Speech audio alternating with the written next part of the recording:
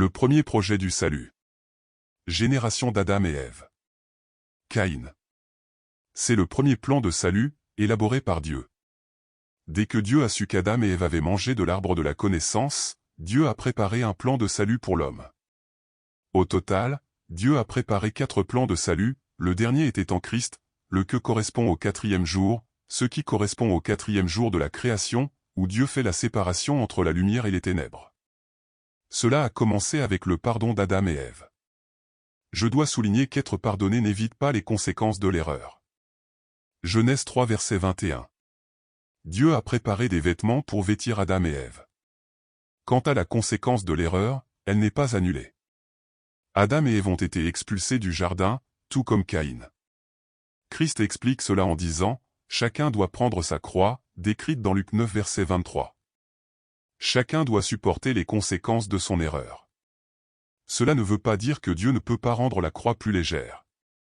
2 Corinthiens 5 verset 10. Car nous devons tous nous tenir devant le tribunal du Christ, afin que chacun reçoive ce qu'il mérite en rétribution pour les œuvres accomplies par le corps, qu'elles soient bonnes ou mauvaises. Je l'expliquerai en détail dans une autre vidéo. À la suite de son erreur, Adam et Ève ont perdu la vie éternelle et ont été chassés d'Éden. Dieu les a expulsés de l'Éden, afin qu'ils ne mangent pas de l'arbre de vie et ne retournent pas à la vie éternelle, rendant ainsi l'erreur éternelle. Dieu a commencé son plan pour la restauration de la vie humaine avec Adam et Ève, mais avec eux en dehors du jardin d'Éden. Nous voyons que ce plan de salut commence avec Adam et Ève, parce que Dieu a suivi la génération et a couvert Adam et Ève de vêtements. Mais le plan du salut a eu plusieurs revers, tous de la part de l'être humain. Le premier revers, Caïn tue Abel, Genèse 4 verset 10. Les Écritures disent que Caïn était en colère contre Abel par jalousie. Dieu a donné plus de valeur aux offrandes d'Abel, un fait qui a rendu Caïn jaloux et en colère. Caïn a tué Abel. Dieu a finalement pardonné Caïn, Genèse 4 verset 15. Dieu a mis un signe sur Caïn, pour être visible, je pense, sur son front, afin que l'autre qui vivait en dehors de l'Éden craigne de lui faire du mal, sachant que Caïn avait la protection de Dieu. Mais ce plan de salut prend fin lorsque Lémec tue 2 personnes, Genèse 4 verset 23. Le nom de Lémec a pour signification, le dégradé, le pauvre, le désespéré. Pointant du doigt l'homme ou la femme, pauvre d'esprit.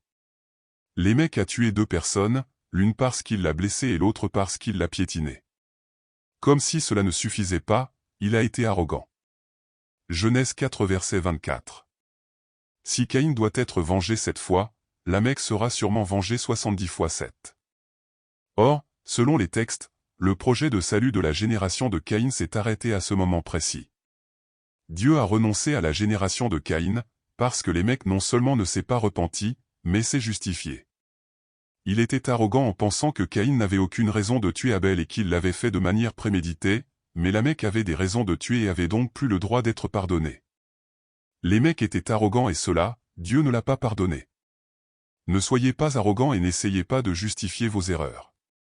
Les erreurs n'ont pas besoin d'être justifiées, elles doivent être corrigées.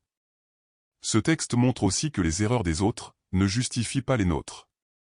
Ne soyez pas jaloux des autres, ni arrogant, ajoutez de la valeur à votre vie. N'ayez pas de la haine ou tardez à la voir, pour éviter de commettre des erreurs impulsives.